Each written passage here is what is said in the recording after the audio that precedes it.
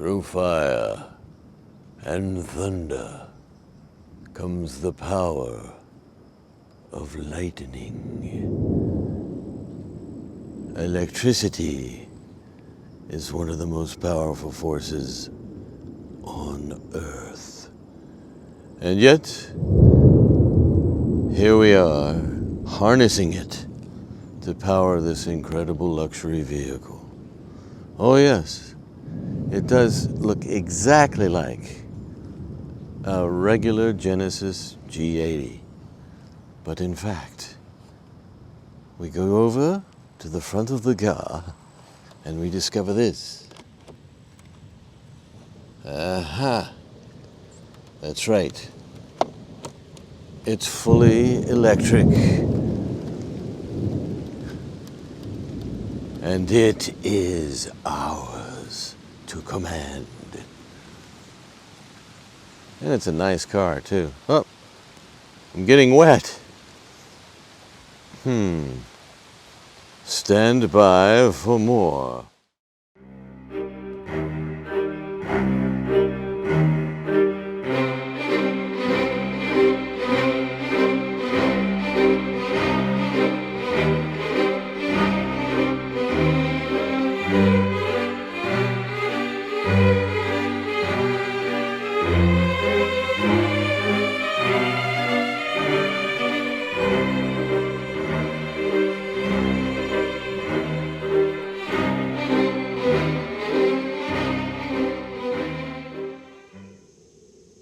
Well, the question is, has the storm abated? For the moment, the answer is yes. So here we have this very large sedan, very roomy sedan, called the G80, and it's incredibly similar to the other G80 you may know about, which is gasoline powered. But this one from the Skunk Works at Genesis is in fact fully electrically powered. And it takes the same car basically, although it can't be the same car if you know all the differences between an electric drivetrain versus a gas drivetrain. And when you think about it, the development of this car had to have both in mind when they got started on it, because that way you have a platform, you can use multiple engines. I mean, not just multiple engines, but a complete different drivetrain depending on what your particular market is and what the needs of the customer are. I should say needs and desires of the customer. And look at the lines on this. It's just a great big long comfortable limo-like creature, kind of thing that would be ideal for something like a car service in New York City. Something really, really neat.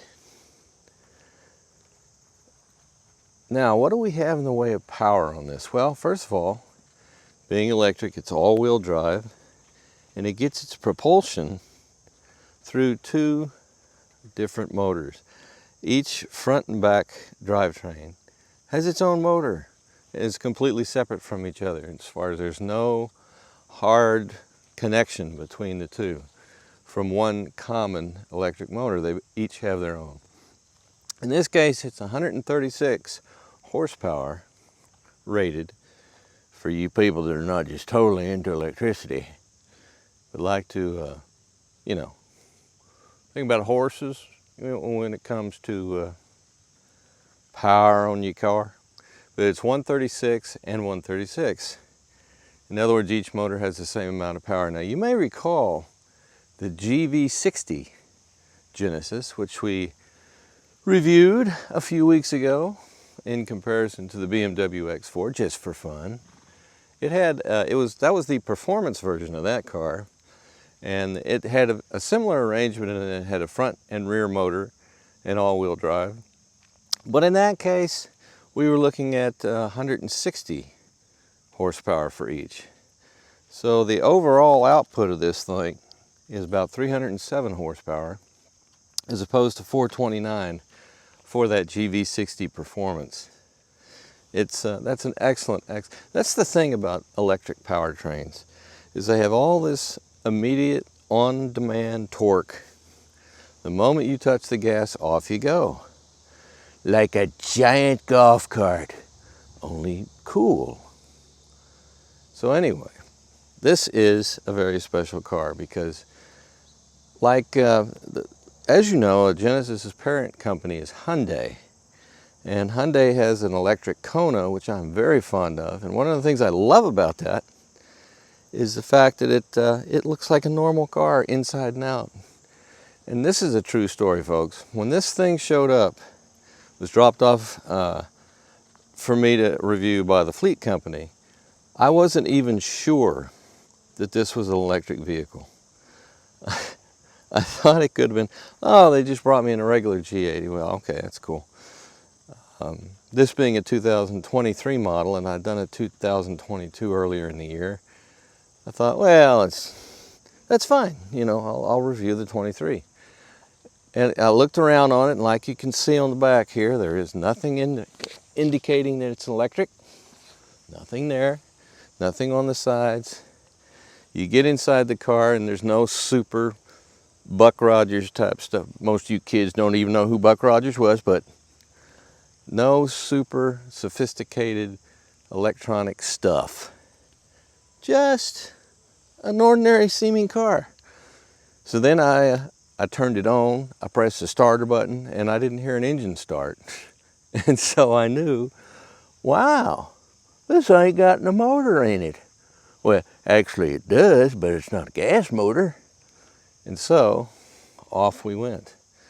And that's one of the things that's so much fun about these things. So the next question that came to my mind is, like Hyundai's Kona, what did they do under the hood? Did they actually put like a frunk up there because you don't have an engine under there? Or did they have part of the electric motor housed in something that actually looks like an engine? Well, let's take a look, shall we?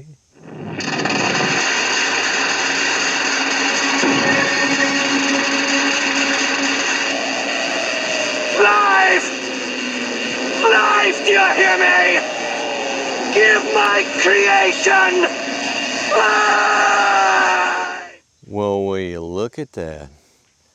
I'll be a son of a gun. Just like what they did with the Kona, they dressed up this all electronic, all electric, battery powered electric motor to sort of look like you got you a nice V8 or something under the hood.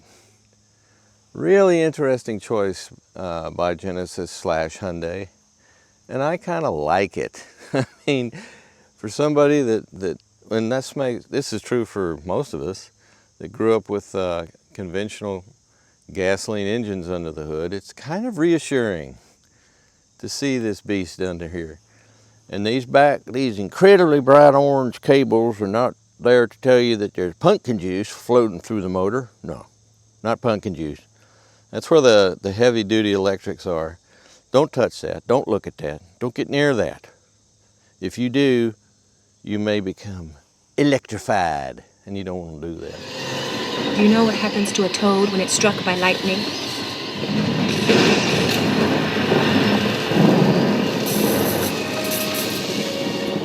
The same thing that happens to everything else.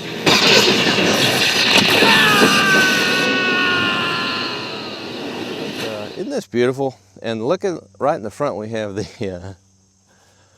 these two reservoirs here, because there's a lot of cooling involved with electric motors and everything else, because they have to keep the lithium polymer batteries at a proper temperature, whether it's cold or hot. And the best way to do that is a liquid cooling system. And that's what they have here.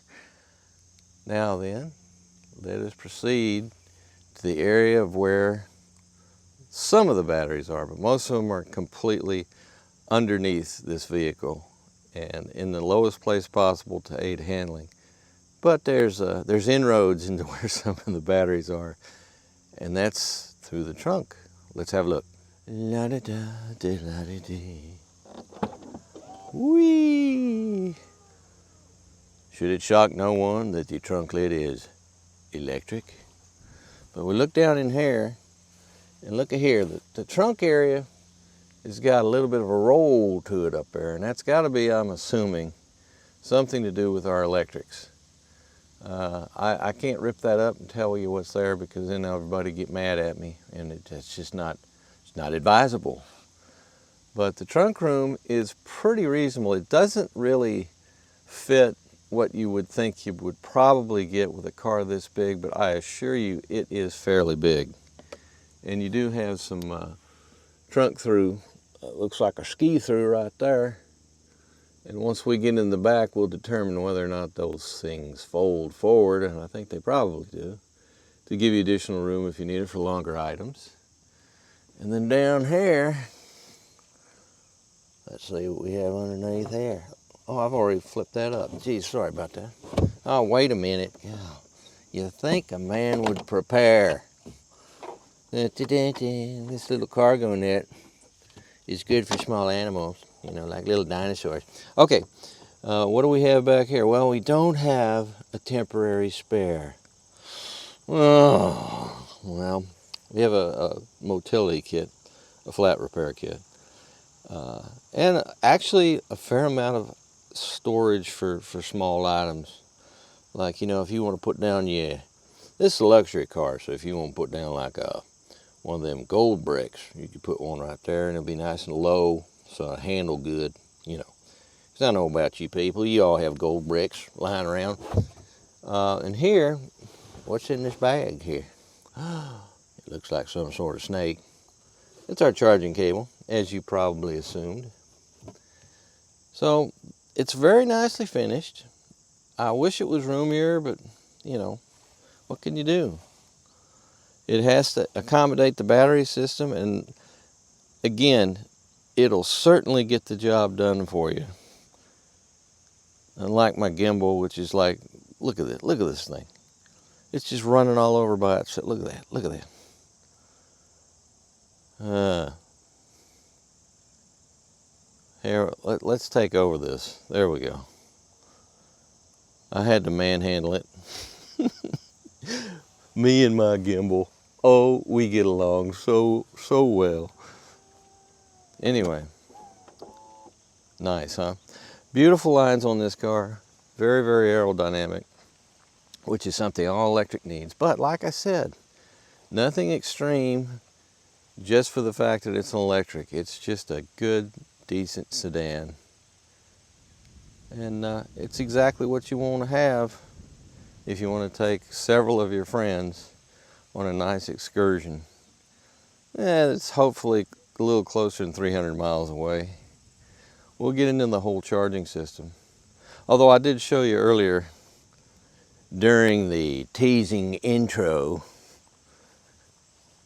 I believe, did I show you all that? I don't know. But here we are. Oh, I did show you that. We're going to show it to you again. There we are. There's your charging port right up front. Very, very convenient. All right then. So let's take a look inside, shall we?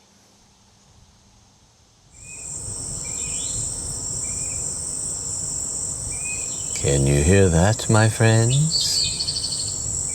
It is called lively forests.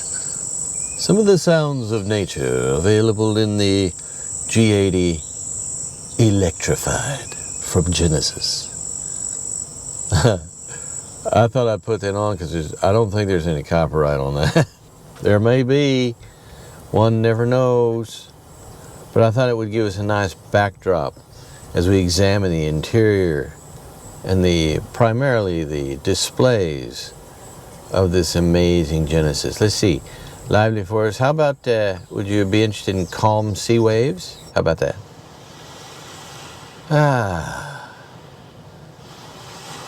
There we are, very nice. Can you even hear that? I don't know. Rainy day. Oh my goodness. Look at all the rain. Are the windows all up? This car has no sunroof, but I'm glad it doesn't because the rain, it would come in. But enough of that. Let's go to Open Air Cafe. Waitress, my soup is cold. Boy, you can have a lot of fun with this. A warm fireplace. Oh, let's try that. Sounds like this thing's on fire. Ricky Bobby, I will not let you listen to this. You're not on fire, Ricky Bobby. I'm on fire! You're not on fire! Oh wait, here's another. Snowy Village.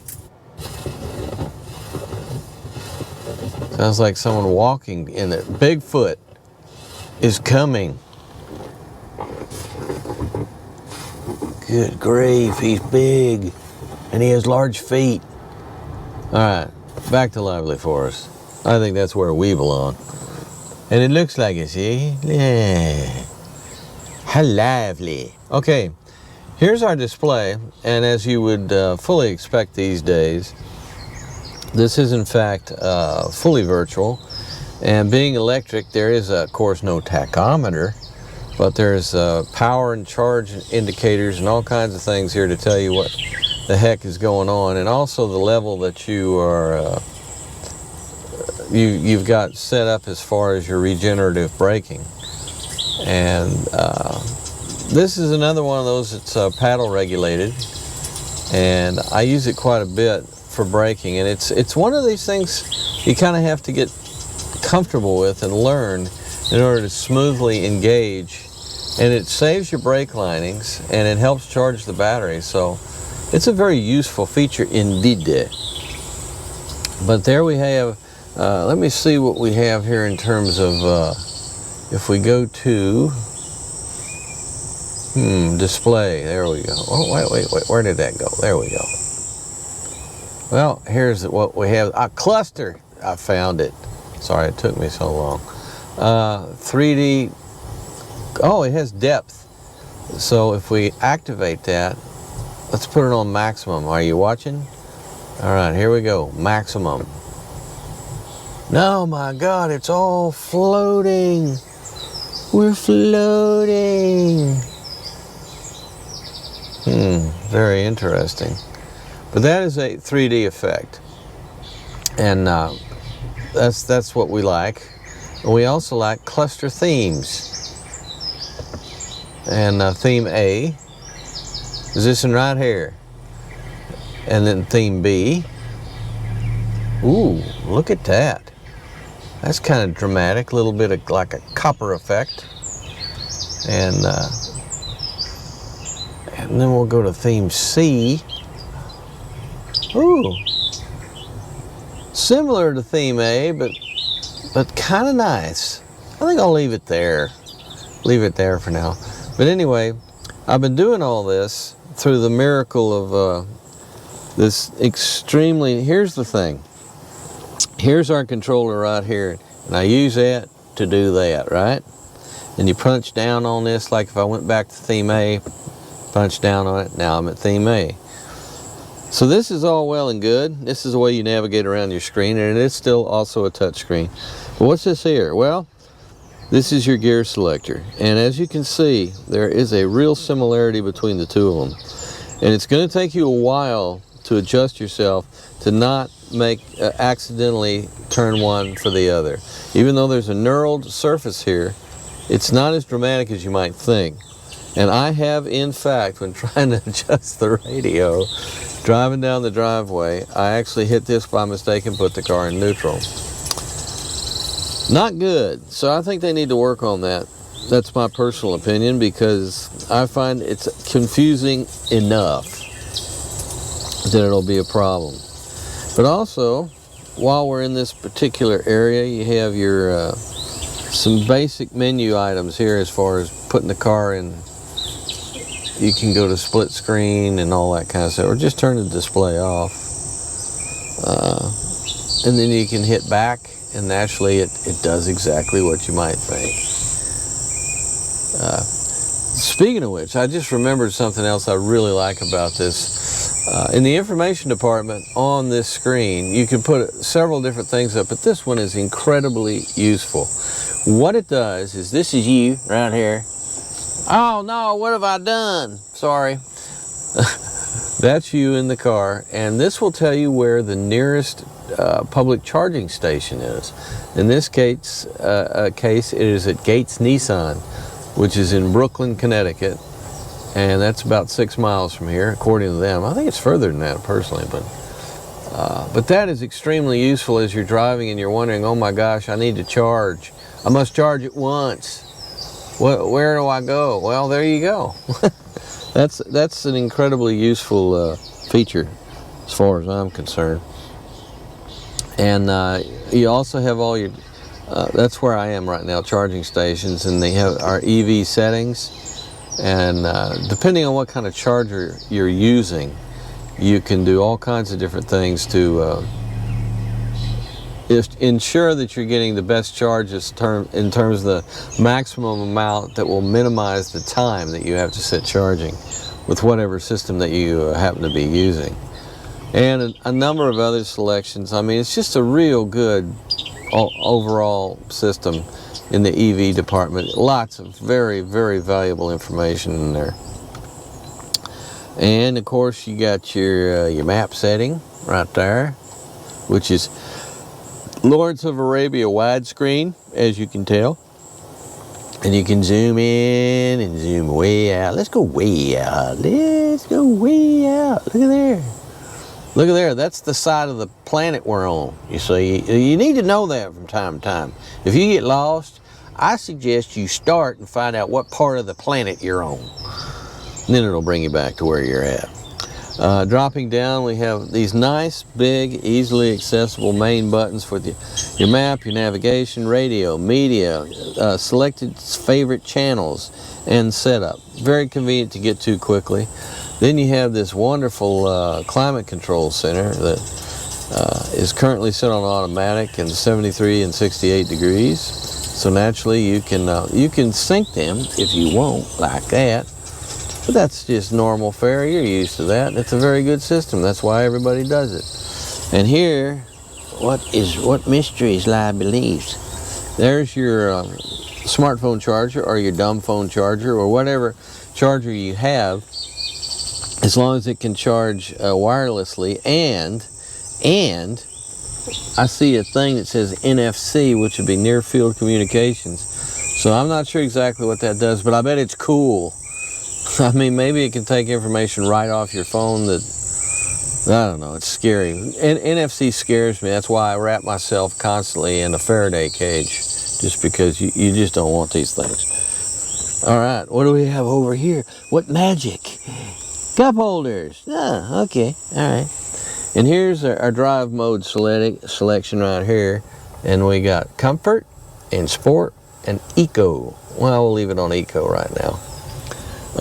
That is, of course, to maximize your battery life more than anything else. And there we have cameras. Now this is an amazing assortment. That's interesting. It made the forest go away. I don't understand why it did that. But you have a bewildering variety of cameras you can use.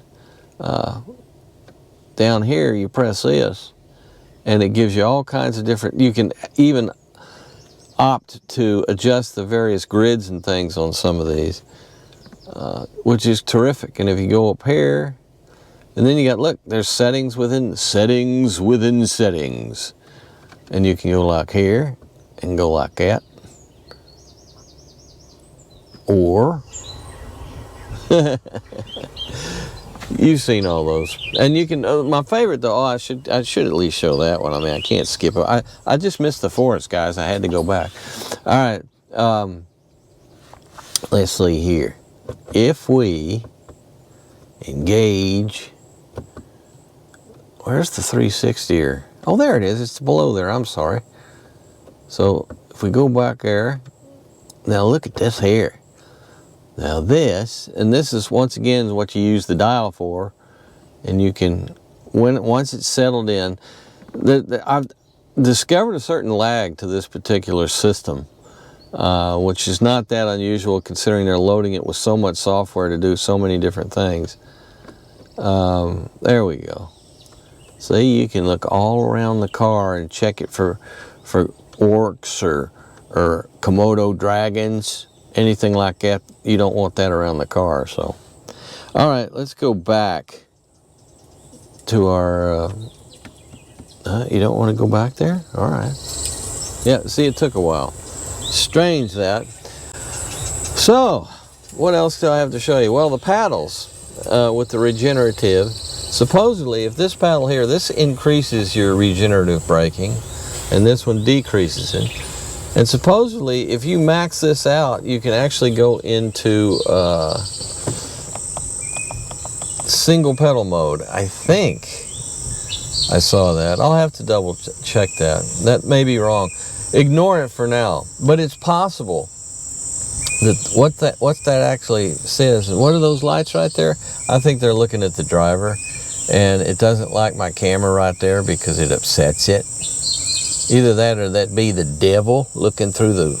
But I see no devilment in this car. I can point that out right now. This car is an angel. This ain't no devil.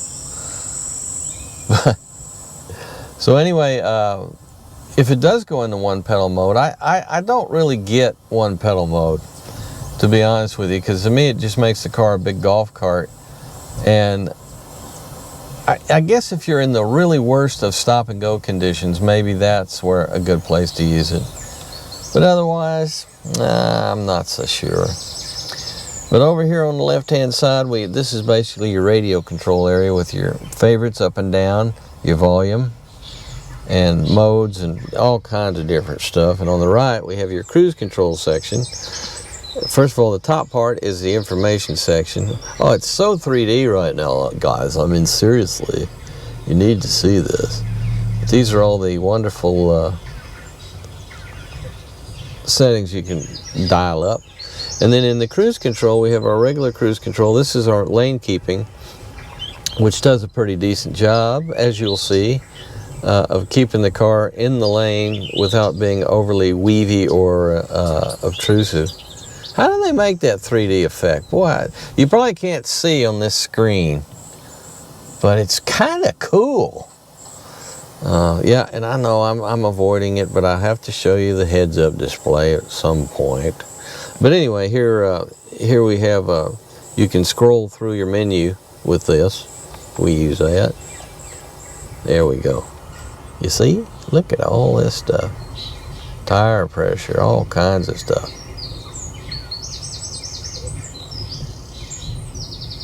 System off. Okay, so shall we do it? Let's see if I can find it, because there's a heap of stuff here. Gear already selected. Oh, see, I hit that instead of that. You see, this is what I'm talking about. They all said he was completely mad. There's some truth to that. All right, I'm now looking to find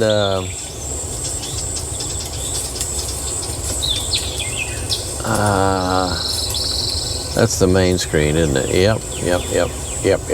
Where did I see this before?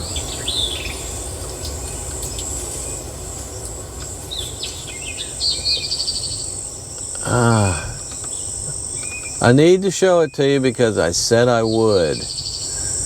Camera settings. Oh wow, does that have a... Oh, it's just the lines and stuff. I was going to say, well, can you change the aperture and stuff on all the 19 cameras that this car has? Maybe so. Let's see. So, I'm going to put on some insect repellent with this music. this active forest, whatever it is.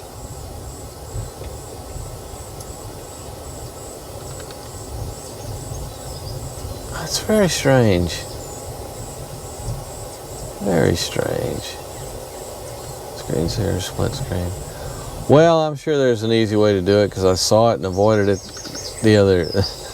I just don't like heads-up displays anyway. That's the problem. I really don't like them. So, while we're in the car, take a look at this beautiful upholstery. And naturally, you do have the option of ventilation and heating. Oops, I just turned the heater on. Oh man, it's fast too. Ah! Oh, that's much better. Yes. Nothing better than, I think this is some of your fine Corinthian leather that, you know, you always wonder what happened if you're old enough to remember the Chrysler, which way? It wasn't the LeBaron, was it? It was Ricardo Montalban was the spokesperson, and he just referred to the fine Corinthian leather. Well, I think this is Napa, but regardless of where it comes from, it's extremely good. It's really, really comfortable in keeping with the whole luxury setup. And you may notice here, the workmanship and everything else on the car is luxury car workmanship. It's beautiful. And shall we check out the rear seat? Why not? Nice big door opening. Of course, it's much darker in the forest back here, as you might expect now that we're much deeper in the forest. But here we have a very nice bit of ventilation adjustment to adjust it to your pleasure. Put it on automatic just because that's fun to do. And it's set to the same as the front. And as you can see, we have a nearly flat load floor. There's a little bit of a ridge there, but it's not bad. The interesting thing about these seats is they are slightly more upright than most rear seats that I have encountered anyway. And it's not annoying at all. It's very comfortable. And there seems to be excellent couple distance.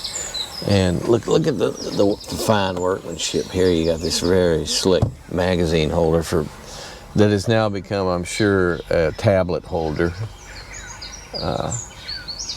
Oh man, I do like the fact that, yeah, everything is all the touch sensitive stuff is impressively touch sensitive.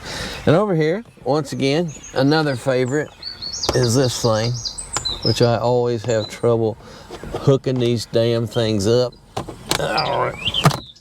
Well, anyway, you have shades. Shades are good. Shades are powerful. Shades get the job done. I don't know if we have a rear one. It sure looks like we do, though. Yes, we do. Okay. Very, very good. And here, oops, is our armrest. Not just any ordinary armrest. Oh, here's our shade. Look at this. Watch this. I'll push this button for you. Woohoo! Yeah, baby. That's cool shade right there. All right, and here we have our cup holders, of course, and a very long, wide armrest. So here I am resting my arm. Perfect height, I'd say. Really, really nice. So, even though I have the front seat back a little farther than I would normally have it back, there's still very good room back here. It's not limousine room, but it's very, very good room. It's nice big car room. I don't think that anybody's going to have a problem with it. Well, unless you're super tall, you're not going to have a problem with legroom back here. And it's one thing's very interesting. I wish I had a regular gasoline-powered G80 to compare it to, because I can't help but think the battery or some sort of array behind me is affecting exactly how these seats are raked, because they do feel different. Yep, and they're not adjustable as far as the tilt back is concerned. And I don't think we have a ski through, do we? Let's have a look. We've seen this before, but let's have another look. Oh my God, who's been so unkempt and untidy with the charging cord? Oh dear. Oh, that's right. We got the ski through. Wait, what the heck is all this? I don't know what that does.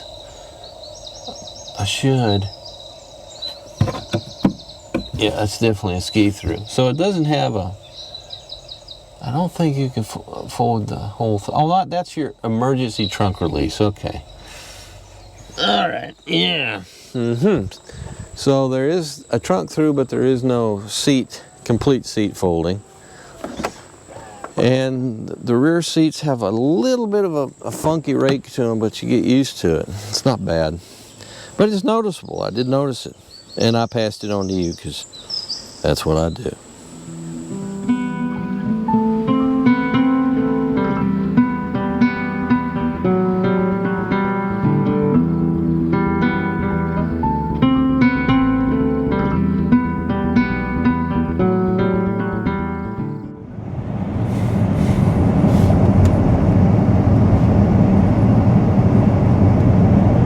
Listen to the quiet. It still fascinates me how they've done so much work with cars that are powered by internal combustion engines that the engines, when you're driving the car, are usually very, very, very, very quiet compared to the way they used to be. And here, with an electric, you have something real special. It's never very loud. But the thing is, once you get this car up to speed, you forget you're driving an electric. What the heck? So if you forget that you're driving an electric, it goes to the whole purpose, I think, of normalizing electric cars, because I think there's a lot of nervousness people have about the concept of an electric car.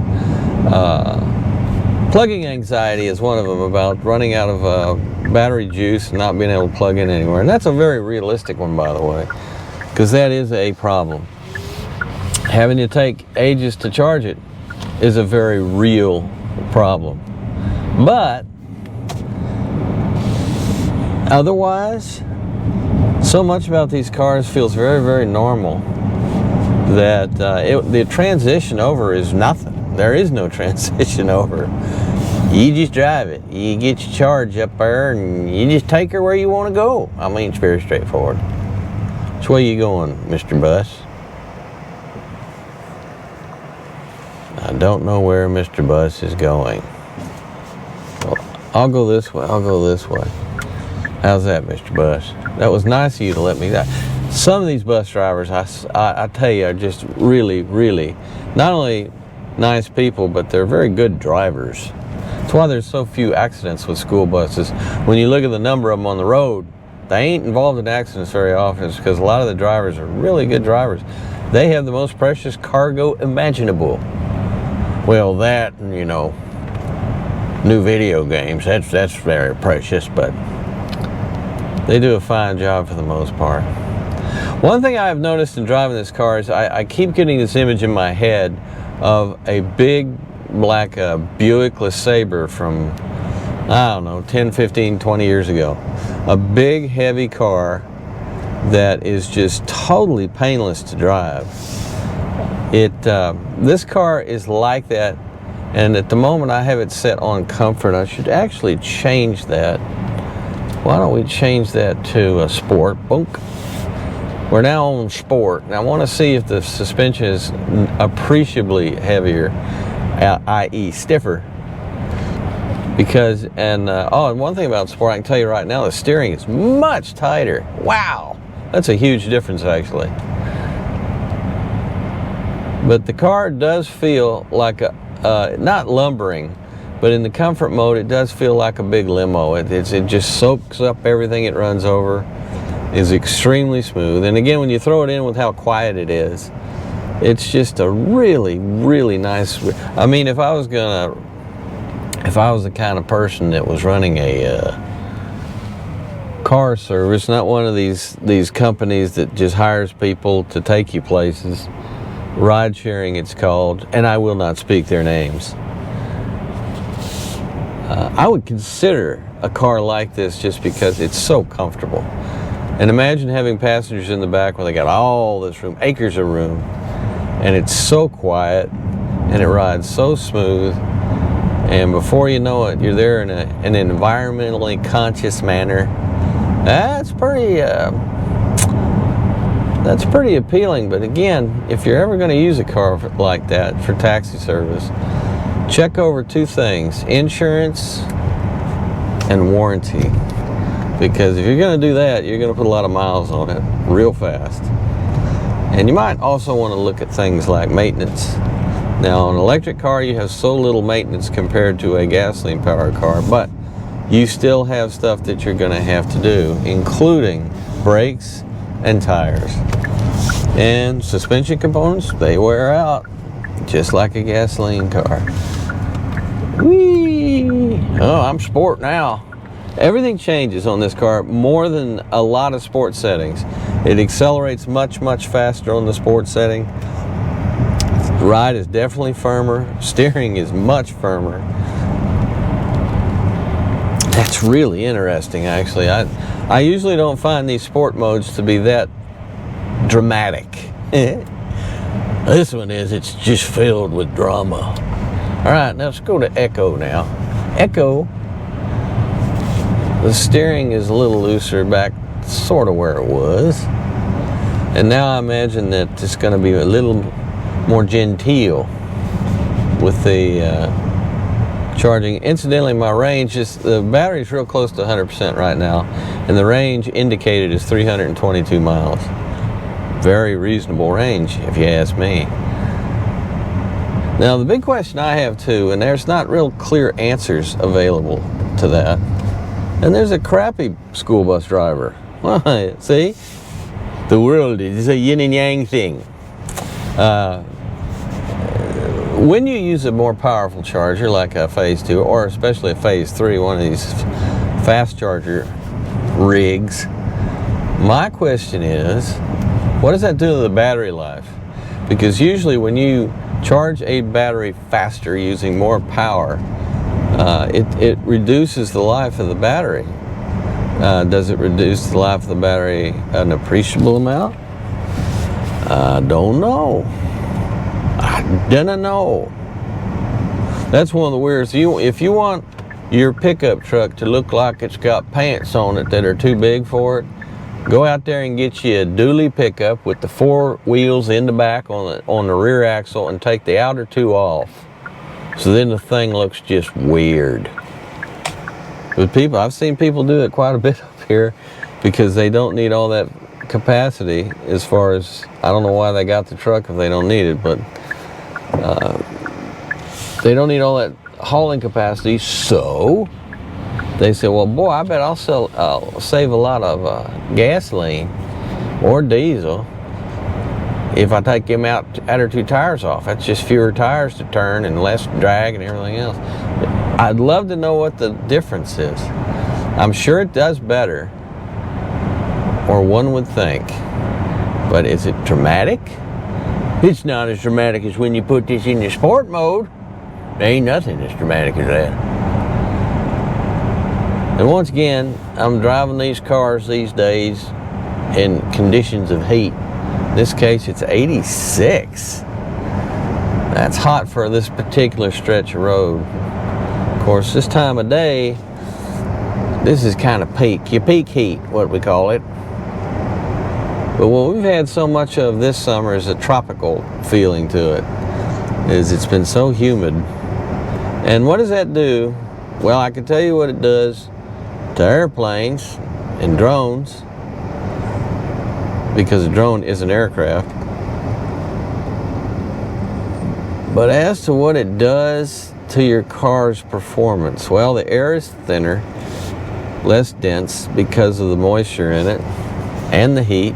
These two things combine to make the combustion process more efficient. But wait, inefficient, I should say. But wait, there is no combustion process here. This is just electric motor. So it probably doesn't do much of anything except the cooling system has to do its job efficiently to keep the batteries the right temperature for optimal performance and longevity. And the air conditioning on this car is exactly what you'd expect. Excellent, since most air conditioning units on cars these days. Now what I just did is I took some of the regenerative braking off so that it coasts a little better. Supposedly if we crank this all the way over, as I mentioned, earlier in this broadcast, it supposedly goes all the way down to what I call golf cart mode, where you can basically have one pedal driving. But I have not experienced that on this vehicle. I'll have to play with it, make sure that's true.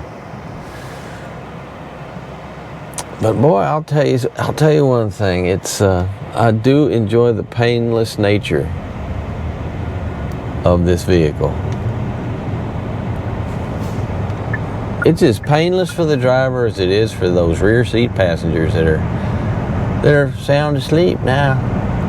They thought they'd sit there and look at their tablet or their telephone, their smarty phone, but they just got tired and they fell asleep.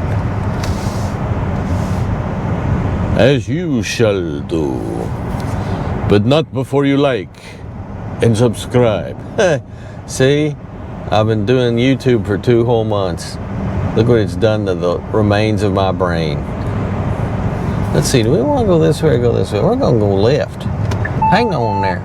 Yeah, I know. There's no one there now. Oh, look at that crisscross. We did the crisscross on there. That was pretty amazing.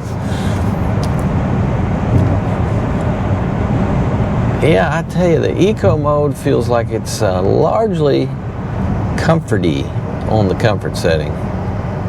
Boy, the regenerative braking is really working, which makes me happy. And why?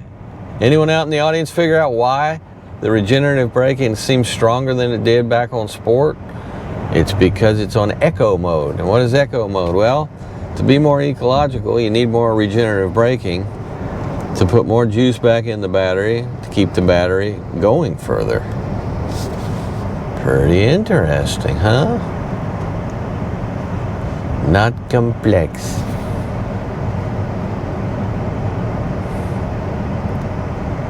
Boy, I wonder if we're going to get some thunderstorms. As you remember from the beginning of this adventure, thunder and lightning. Lightning is electricity, and it's all about the electricity.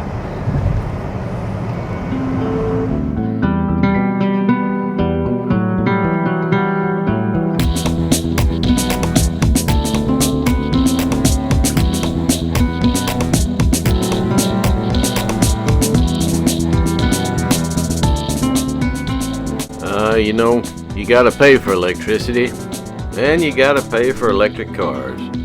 So our Monroney reveals our 23 Electrified G80 all-wheel drive has a bottom line of $81,495. A person could get real used to a car like this. As long as this is one of the great things about what Genesis has done with this car. And what Hyundai, their parents, have done with the likes of the Kona. And I haven't driven the whatever it is, i5 yet or whatever. But when you keep it simple and keep it similar as possible to a gas engine and don't put a whole lot of blunderbuss stuff all over it, what you have is a car that's going to be really reliable, because the electric part of it should be incredibly reliable. They're just big electric motors. They've been around for, what, a couple hundred years. I used to work at an ice plant when I was in high school, far from here. And some of those electric motors that were powering some of the machinery that we used were like 100 years old. I mean, and they still worked. They had to be overhauled every once in a while, like about every 40 years. But it was amazing how reliable those big electric motors were, and we've come so far.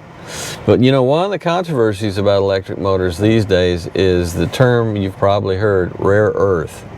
And some have rare earth metals in them, and rare earth metals are becoming scarce. And in order to get them, you got to do a lot of mining, and that is environmentally unfriendly. So there's companies that are trying to put fewer and fewer rare earth. I think have I mentioned this before? I don't know if I have in a different video. But companies are trying to find ways around using as many rare earth minerals in their electric motors than they used to. And That's a very noble cause, you know, and a very important one for all of us.